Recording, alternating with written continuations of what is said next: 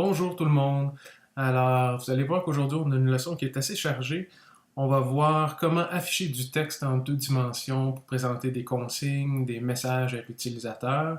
On va également voir comment créer un compteur et on va voir aussi comment recommencer une partie lorsqu'on appuie sur une touche. Alors, je vais commencer par vous montrer le démo complet, donc ce que je vais reconstruire avec vous pas à pas par la suite. Allons-y, vous allez voir qu'il y a de la musique. Donc, on a une musique d'introduction, on a un bouton ici qui contient le texte cliqué pour commencer. Alors, on peut voir qu'il y a un deuxième état de bouton quand la souris est par-dessus. Si j'appuie sur le bouton, qu'est-ce qui va se passer? On a un personnage qui va apparaître, le bouton va disparaître et on a également un compteur qui va apparaître dans le coin supérieur gauche ici. On voit également que la musique a changé. Une fois que notre compteur va être rendu égal à 0, on a pu constater que la musique s'est arrêtée, qu'on a eu un autre feedback auditif avec quelqu'un qui dit Game Over. On a également un bouton Vous avez échoué qui est apparu. Alors dans ce cas-là ici, on peut voir qu'on n'a pas d'effet de survol. Alors ça pourrait simplement être un message et non pas un bouton, mais dans ce cas-là, si on clique dessus, ça va nous permettre de recommencer la partie du début. Et également possibilité de le faire en appuyant sur la barre d'espacement, ce que je vais faire à l'instant, ce qui relance la partie du départ. Tout juste avant de commencer, s'il y en a qui veulent faire pas à pas les mêmes étapes que moi dans la démo, alors je vous invite à ce moment-là à télécharger le fichier zip qui s'appelle Démo Zone Text et Compteur Project Début. Et moi, c'est en fait le fichier de départ que je vais utiliser avec vous. Si vous préférez m'écouter simplement, ben, libre à vous. Vous allez pouvoir de toute façon vous pratiquer dans l'exercice suite à la démo. Alors, ce que vous avez au départ dans ce fichier-là, donc pour pas qu'on perde trop de temps, là, je vous ai laissé le plancher, le personnage est là, la lumière également qui éclaire le personnage. Si on regarde à l'intérieur de notre structure, donc dans l'onglet projet, on a notre scène compteur et on a également différentes ressources qui servent à ce démo-là. Ce qu'on va avoir besoin d'utiliser un peu plus tard, c'est ce qui se trouve à l'intérieur du dossier musique. Puis d'ailleurs, on pourrait peut-être commencer avec ça. Alors, dès le départ, on a une musique qui joue, c'est la musique d'introduction. Donc, pour pouvoir faire en sorte que cette musique-là soit lue, il suffit de la prendre de votre onglet Projet et de la déposer à l'intérieur de votre onglet Hiérarchie. On va appuyer sur Play.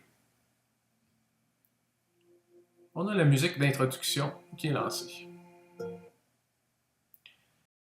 Alors, la première chose à faire quand vous voulez ajouter du texte ou encore un bouton ou un compteur à l'intérieur de votre projet, c'est d'importer le package que nous avons créé pour vous, qui est à votre disposition et qui se trouve sur DivPub. Pour la démo ici, moi je l'ai mis à l'intérieur de mon dossier. Ce package-là s'appelle Zone Text et Compteur et ça contient tous les éléments nécessaires pour que vous puissiez afficher les zones texte, afficher un compteur, des boutons, etc. Donc, première étape, on importe ce package-là, on le décompresse et on l'envoie dans notre onglet Projet. Je vous rappelle la façon de faire. Dans le menu Asset, Import Package, Custom Package. Et vous naviguez jusqu'au package en question que vous importez. Ça devrait se décompresser assez rapidement. On importe tout ça. Alors, ça va ajouter à l'intérieur de votre onglet Projet un dossier qui s'appelle Zone Texte et Compteur, qui contient différents éléments, mais je vous dirais que les deux éléments essentiels, c'est l'élément compteur et l'élément zone texte. On va commencer par l'élément zone texte. Alors cet élément-là vous permet soit de créer une zone texte statique qui est simplement présente pour donner de l'information à l'utilisateur, ou encore pour créer un bouton. Donc la façon de l'utiliser, c'est de prendre directement l'objet ici zone texte et de le déplacer dans la hiérarchie. Vous allez voir à ce moment-là qu'apparaît automatiquement un élément textuel qui est à l'intérieur d'un cadre blanc. Et en fait, ces deux éléments-là, ben, vous pouvez les retrouver ici si on regarde bien dans la hiérarchie. Alors, vous pouvez voir qu'on a zone texte qui contient un élément qui s'appelle texte. Alors, la façon de voir ça, en fait, c'est que zone texte ici, c'est en quelque sorte le cadre blanc ici. Alors, vous allez voir tantôt qu'on peut donner une dimension, une couleur et ainsi de suite à ce cadre-là. Et tout ce qui concerne le texte comme tel, ben, ça va se retrouver plutôt sur l'objet texte. Commençons par regarder le premier objet qui s'appelle zone texte. Alors, zone texte fait référence au cadre. Quand vous le sélectionnez ici, vous pouvez voir que le cadre en question possède trois composantes. Ses propriétés de transformation, on va commencer par regarder celle-là. Et ce qui nous intéresse en fait ici, c'est la position X, Y et éventuellement la position Z. On y reviendra tantôt. Position X et position Y, là il faut faire attention ici parce que les valeurs doivent être contenues entre 0 et 1. Donc une valeur de 0,5 dans l'axe des X, ce que ça veut dire, c'est que votre objet, votre cadre, va être centré par rapport à l'écran. Donc 0 c'est complètement à gauche, 0,5 c'est au centre et 1 ça va être à droite complètement. Si par exemple ici je rentre 1, alors vous pouvez voir que le centre du cadre blanc est maintenant aligné avec la droite de ma zone de rendu. Je vais remettre ça à 0,5. Même principe pour ce qui est de la position Y, où 0,5 va être au centre. Et si vous mettez 0, on se retrouve en bas. Si on met 1, on se retrouve en haut. Et là, bien évidemment, en jouant avec ces valeurs-là, comme je le fais ici, ben, ça vous permet de placer votre objet exactement où vous voulez. Donc, moi, dans ce cas-ci, je vais le placer juste en haut de la tête du personnage, c'est-à-dire à peu près à 0,7. Pour ce qui est de la propriété Z, alors vous voyez que la valeur par défaut ici, c'est moins 1. C'est pas vraiment important, ça aurait pu être 0, ça aurait pu être 1. Là où ça devient important, c'est si vous créez une deuxième zone texte.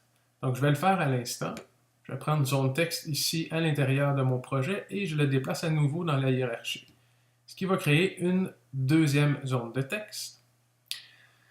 Et là, ce qu'on va faire, c'est simplement sur la deuxième zone de texte ici, je vais venir changer sa couleur. On va la mettre rouge. En fait, c'était la première. Encore une fois, peu importe. Et là, ce que je vais faire, c'est que je vais superposer les deux boîtes texte.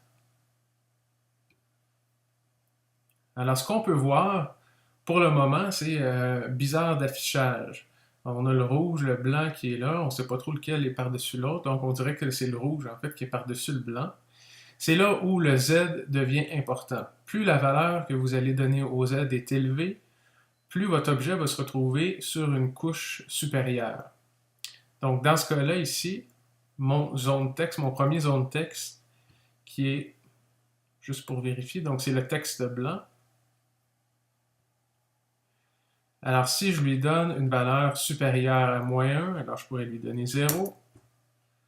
Alors, on peut voir que le blanc est maintenant par-dessus le rouge. Ça va nous aider si je le tasse un petit peu aussi. Voilà, comme ça.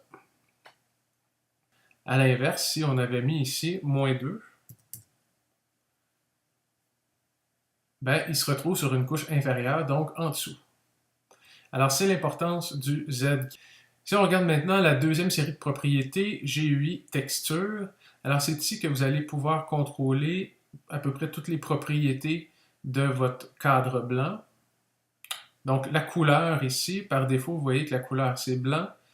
Alors si vous voulez changer cette couleur-là, ben, vous venez cliquer sur la pastille ici, blanche color, et vous venez choisir la couleur qui vous intéresse. Vous pouvez également jouer avec la transparence, donc je vais prendre une couleur un peu plus intense, on va y aller avec le rouge.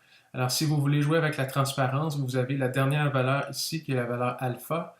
Par défaut est à 255, ce qui veut dire complètement opaque, mais vous pouvez changer ça et mettre par exemple une valeur de 25, vous êtes à 25% opaque, 75% transparent. Et si vous avez un alpha de 0, ben vous êtes complètement transparent. Alors, si j'avais des objets en arrière, ben on pourrait les voir. Donc, dans ce cas-là, ici, si je prends ma position Y, là, juste pour que mon exemple soit un peu plus convaincant, je vais le mettre par-dessus le visage du personnage. Je reviens à ma propriété couleur ici.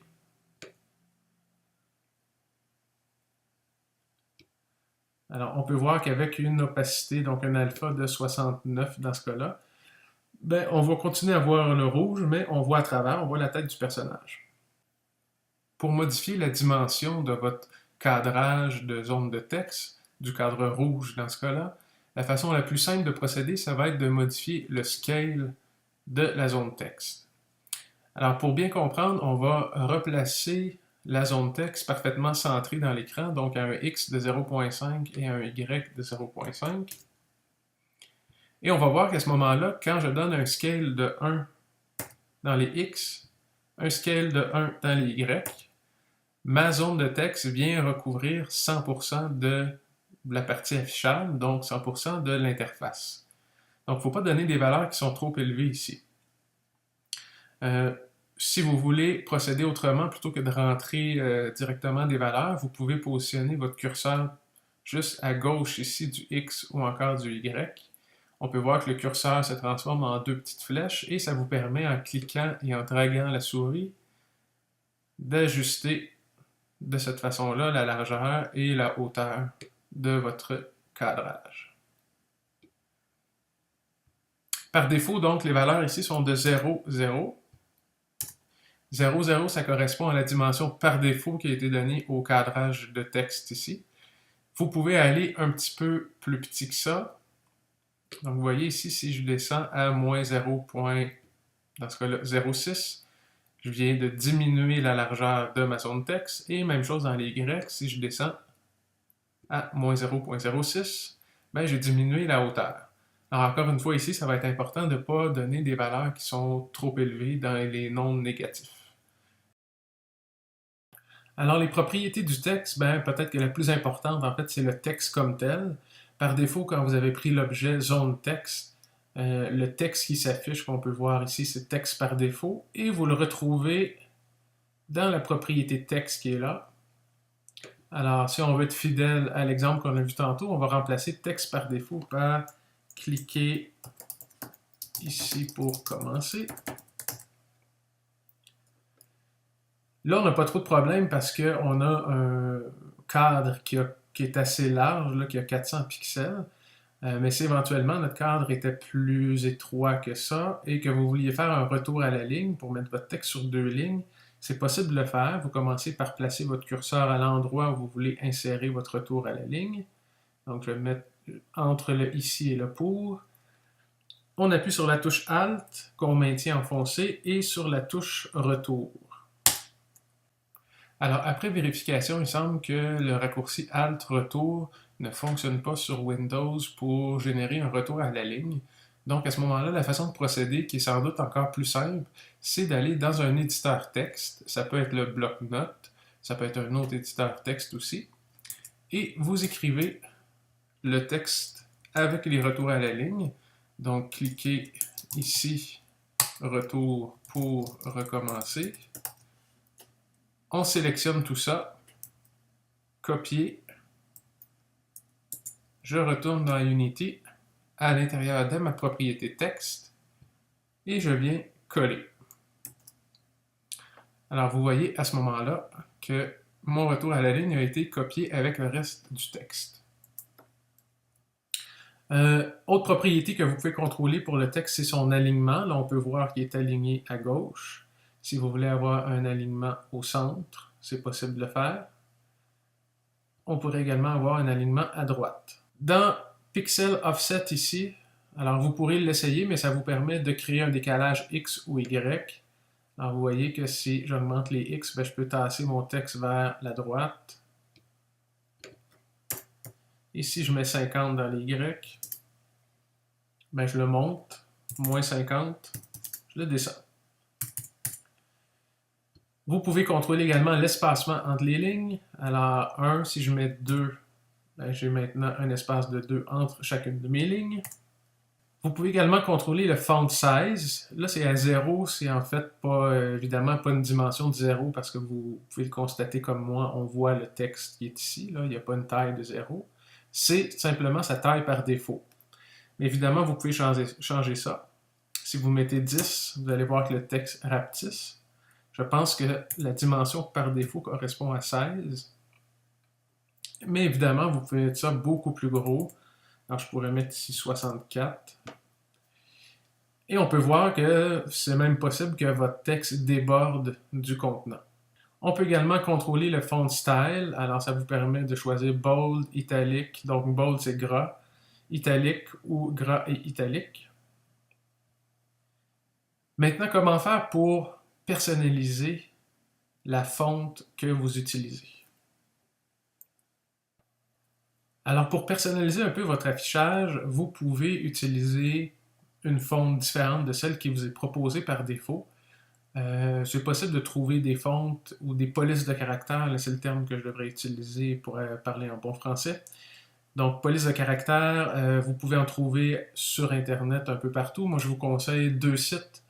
Alors, celui-là ici, 1001freefonts.com ou encore google.com/webfont. Donc, dans les deux cas, ça va vous permettre de télécharger des polices de caractères gratuitement et ça vous permet aussi de les visualiser. Alors, par exemple, ici, on peut se promener. Disons que c'est cette fonte-là ici, cette police-là qui nous intéresse.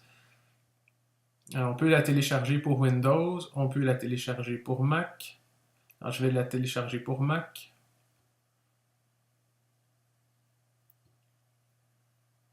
Et je vais la télécharger dans mon dossier de projet.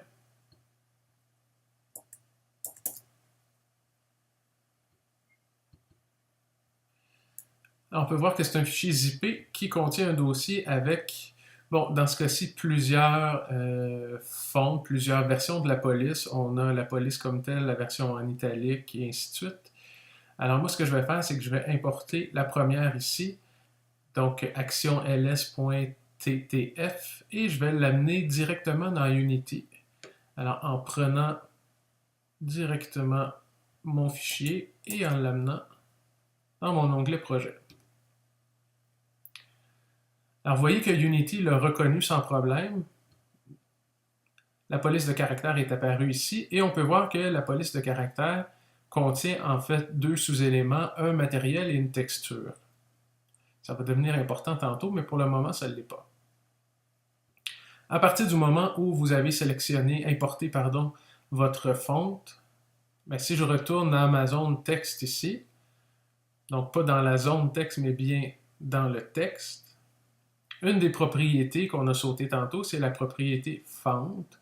Et là, vous pouvez venir glisser action ls à la place de Wendy1. Et on peut voir que le résultat est différent. Donc, la police a été changée. On va la mettre un petit peu plus grosse. Voilà. Donc, c'est pas plus compliqué que ça. Assurez-vous cependant de bien préserver la hiérarchie qui est là, donc de ne pas effacer le font material et le font texture qui sont associés à la police de caractère que vous avez importée. Une propriété qu'on n'a pas vue pour le texte, pour la simple et bonne raison qu'elle n'est pas présente ici, c'est la couleur du texte.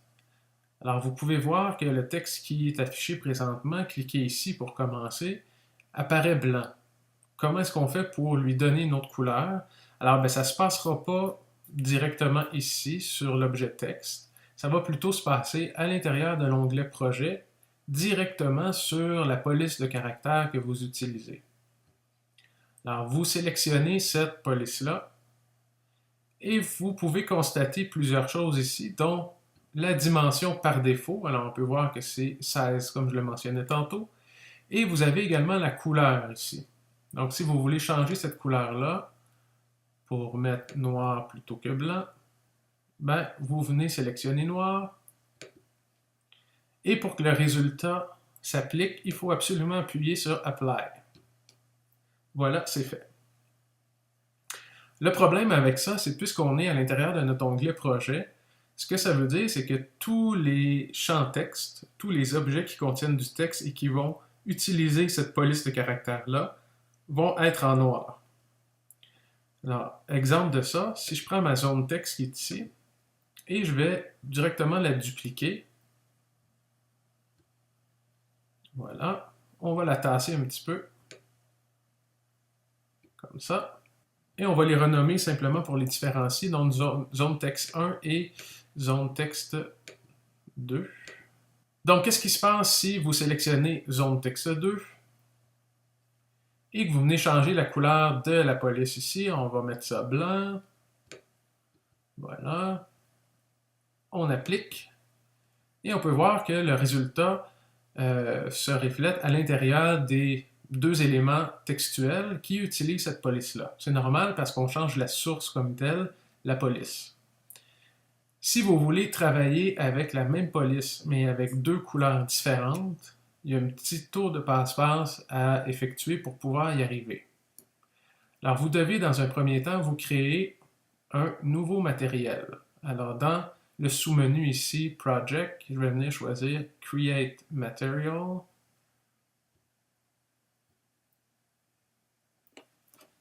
Et on va l'appeler couleur 2 police action. Donc, peu importe le nom que vous allez donner à votre matériel, tant qu'il soit significatif. Donc, dans ce cas-là, on voit que c'est la couleur 2 pour notre police action. Là, ce qu'il va falloir spécifier, et c'est là le danger, c'est là où on peut oublier facilement, au niveau des propriétés de mon matériel, donc je m'assure qu'il est sélectionné, et dans l'inspecteur, vous voyez la propriété Shader avec Diffuse juste à côté. On doit choisir autre chose que Diffuse. Vous devez aller dans le sous-menu, choisir GUI, Text Shader. Alors, vous sélectionnez comme ça Text Shader, mais ce n'est pas terminé. Là, ce qu'il va falloir faire, c'est associer la bonne texture. Donc, chaque police de caractère qui est importée dans Unity va... en fait, ce que Unity va faire, c'est qu'il va générer une texture à partir de cette police-là. Donc, la texture en question, elle est déjà disponible. Elle se trouve à l'intérieur de notre police d'origine et elle s'appelle Font Texture. Alors, ce qu'on va faire, c'est qu'on sélectionne donc notre matériel et on va venir faire glisser le Font Texture ici. À partir du moment où vous avez fait ça, donc là, vous allez être en mesure de choisir une nouvelle couleur pour ce matériel-là. Voilà. Donc, à partir de ce moment-là, vous allez pouvoir sélectionner une des deux zones texte. Donc, dans ce cas-là, je vais prendre la deuxième. Sélectionner non pas le cadre qui est zone texte, mais bien le texte comme tel à l'intérieur. Et ici, on va venir lui appliquer un matériel. Donc, la propriété qui était restée à None tantôt, on va maintenant pouvoir lui associer le nouveau matériel qu'on a créé. Donc, couleur 2, police action. Je viens le glisser et le déposer ici. Et vous voyez que de cette façon-là, donc on a seulement une police, mais avec deux matériels, ce qui nous permet d'avoir du texte blanc et du texte noir. Voyons maintenant comment on peut rendre cet élément 2D-là interactif. Pour le moment, c'est juste un texte, donc un cadre rouge avec du texte blanc, sans plus. À partir du moment où vous voulez rendre cet objet-là interactif, alors ça va se passer principalement à l'intérieur, non pas du texte comme tel, mais du cadre rouge. Donc dans ce cas-là, zone texte 1. Et dans la dernière composante que vous retrouvez dans l'inspecteur qui s'appelle zone text script. Alors, il y a quelques propriétés ici qui vont vous permettre d'abord de déterminer est-ce que ce texte-là est un bouton. Alors, si vous dites oui, vous cochez, à ce moment-là, il va réagir au clic de la souris. Si vous le décochez, ben à ce moment-là, ce n'est pas un bouton, ça va être un élément texte seulement.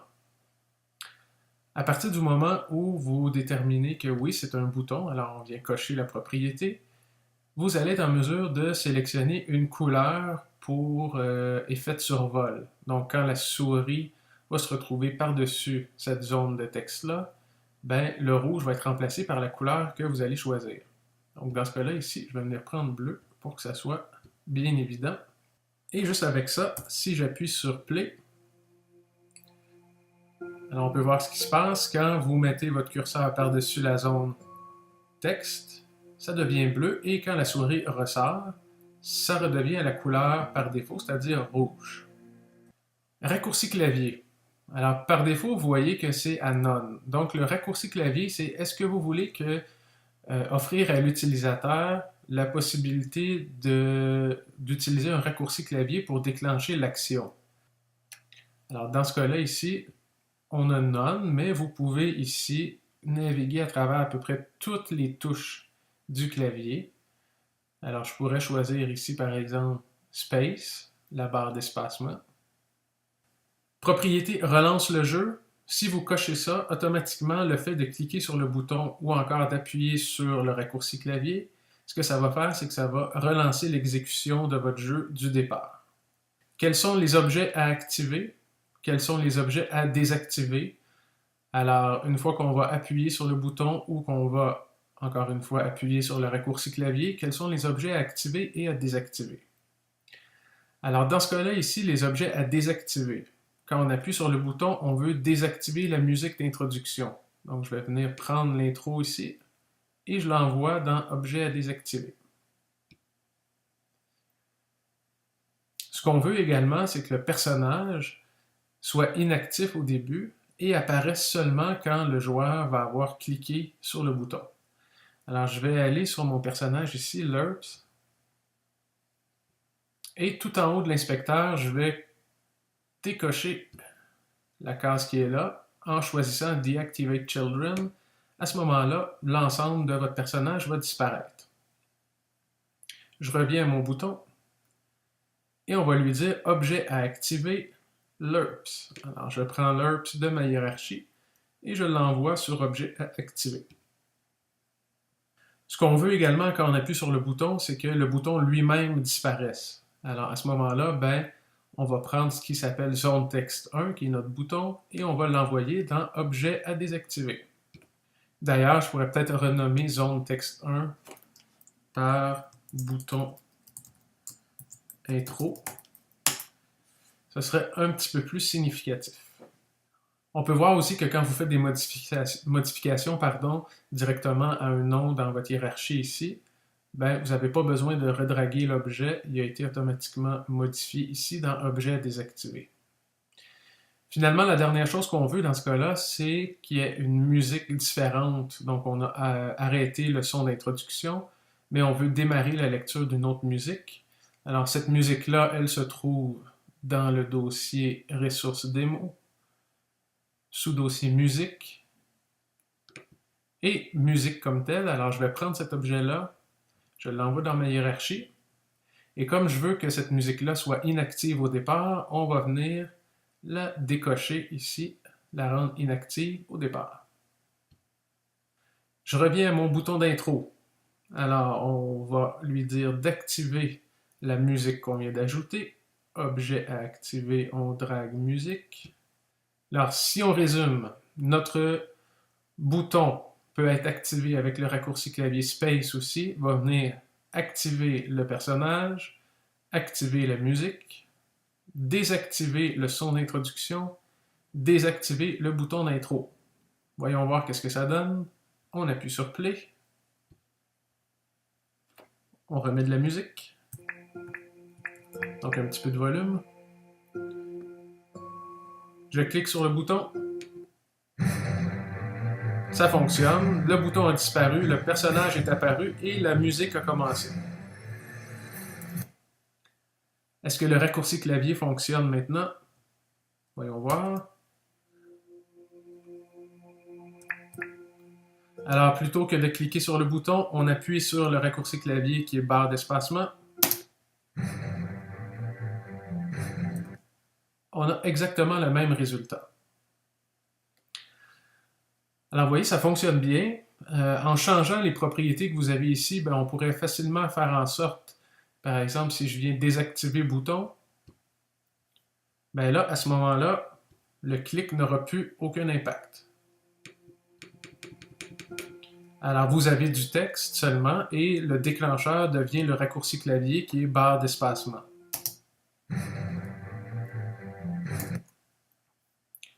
On aurait pu également avoir un bouton et ne pas avoir de raccourci clavier. Donc, le raccourci clavier est facultatif. À ce moment-là, ben, on vient sélectionner None.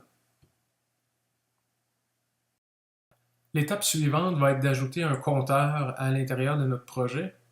Alors, le compteur, vous allez le trouver à l'intérieur du dossier zone texte et compteur, et vous avez un objet qui s'appelle compteur.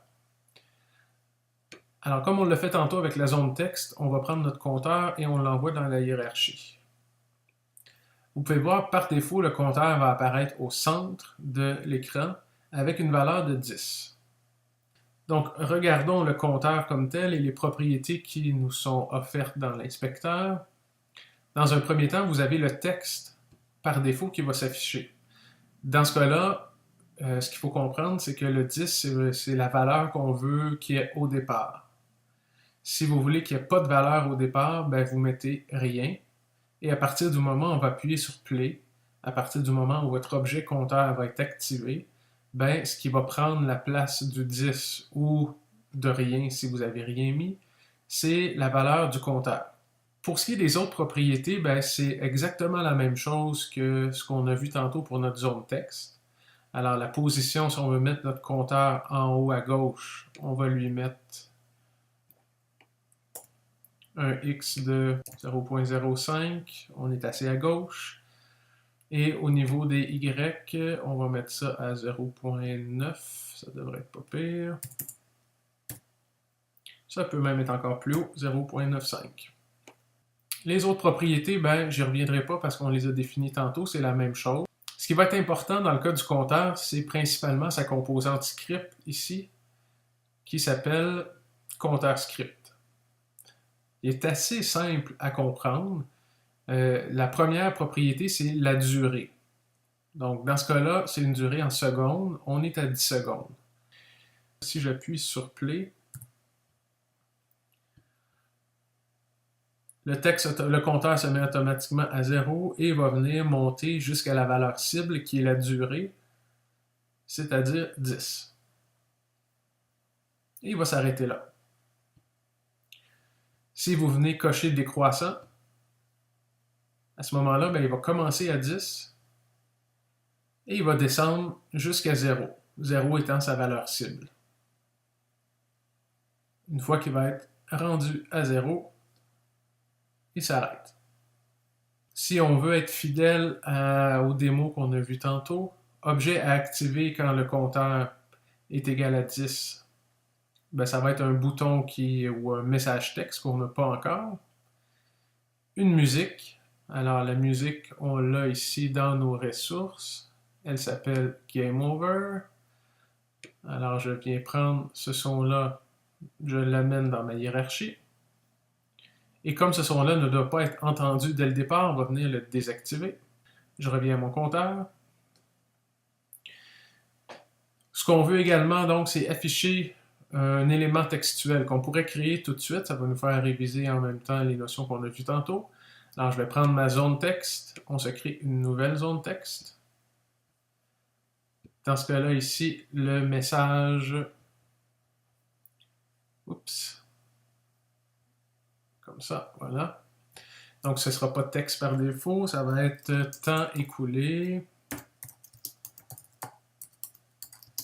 Appuyer sur espace pour recommencer.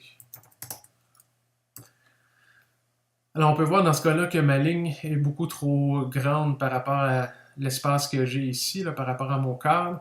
Donc, on pourrait soit agrandir le cadre ou encore faire un retour à la ligne. Temps écoulé. On appuie sur Alt, on maintient Alt enfoncé, retour une fois et on va avoir besoin de retour une deuxième fois. Voilà. Et on va mettre un alignement au centre. Pour ce qui est des autres propriétés, ben, on va laisser ça tel quel pour le moment. Ce bouton-là, ici, on va venir le configurer tantôt. Pour le moment, ce qu'on va faire, c'est que lui, bien évidemment, on ne veut pas qu'il s'affiche dès le départ. C'est le message qu'on veut afficher à l'utilisateur quand la partie est terminée, ou en tout cas, du moins, quand le compteur a atteint 0. Alors, je viens... Oups!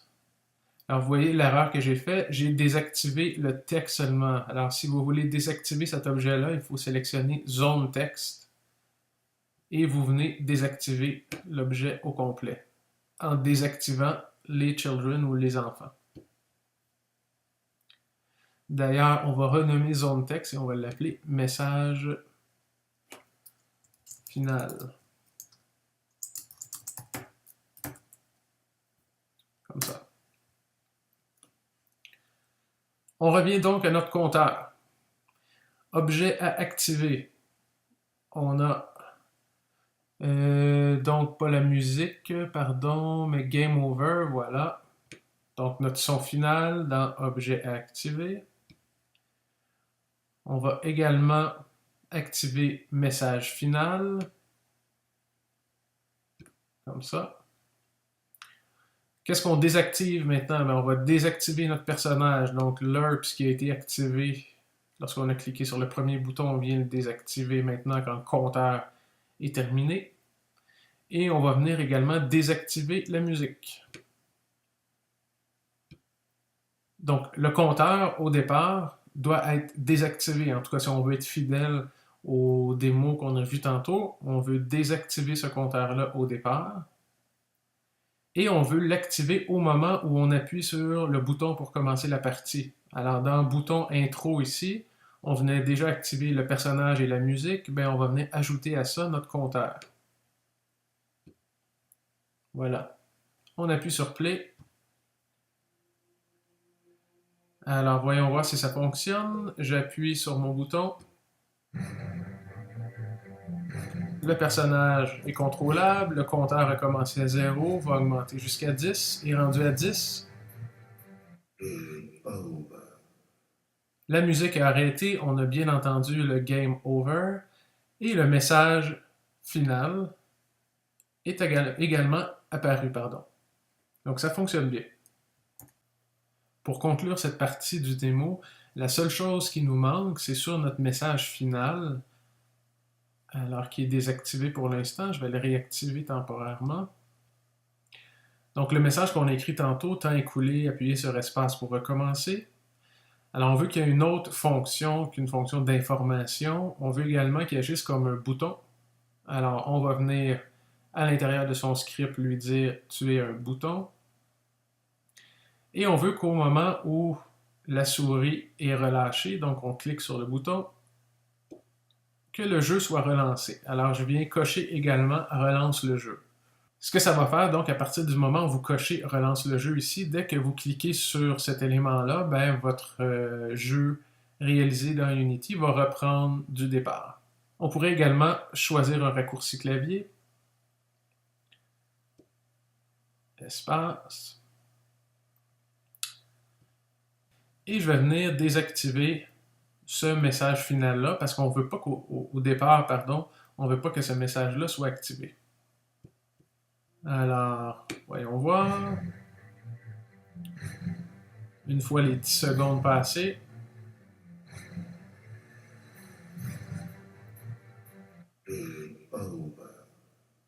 qu'est-ce qui se passe si je clique sur le bouton? On recommence au début. Alors voilà, il y en a peut-être qui ont remarqué au moment où le message final apparaît, le compteur reste affiché dans le coin supérieur gauche. Alors à ce moment-là, on pourrait assez facilement corriger ça, c'est-à-dire en sélectionnant notre compteur et au moment où il a atteint 10, ben, on vient mettre dans Objet à désactiver le compteur lui-même. Ce qui va faire en sorte qu'il va disparaître. Et pour ce qui est du message final, alors pour le moment, c'est un bouton et il y a un raccourci clavier qui permet de relancer le jeu aussi. On pourrait, si on veut, enlever l'option bouton, décocher, bouton, et à ce moment-là, Alors, vous voyez que le compteur qui était ici tantôt est disparu, que si je clique sur le bouton ici, ou le champ texte plutôt, ben, il ne se passe plus rien. Il faut absolument que j'appuie sur la barre d'espacement. Et notre jeu repart du début. Dans votre travail final, on vous demande de pouvoir recommencer une partie à tout moment en appuyant sur la touche Escape ou Échappe si vous préférez. Alors, pour pouvoir faire ça, vous allez avoir besoin du script recommencer qui se trouve sur diffpub dans le dossier script.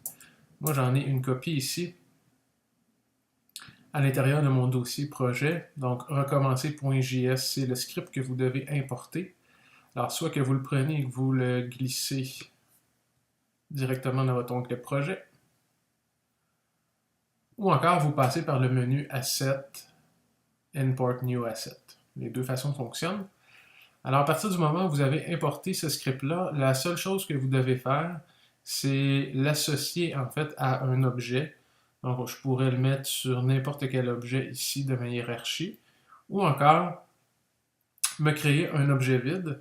Alors, dans le menu Game Object Create Empty, que je vais renommer. Donc, vous voyez que quand vous faites ça, ça vous crée un Game Object à l'intérieur de la hiérarchie qu'on peut renommer recommencer. Alors, cet objet vide-là va simplement me permettre d'associer mon script recommencer. Alors, je vais prendre le script recommencer que j'envoie sur l'objet recommencer. Voilà comme ça. Et la seule chose que vous devez faire, en fait, sur ce script-là, c'est de choisir la touche qui permet de relancer le programme ou relancer votre jeu du début. Par défaut, c'est fait pour être la touche Escape, mais vous pouvez choisir n'importe quelle autre touche. Alors, à partir de ce moment-là, si j'appuie sur Play, j'appuie sur Escape, automatiquement, c'est relancé du début.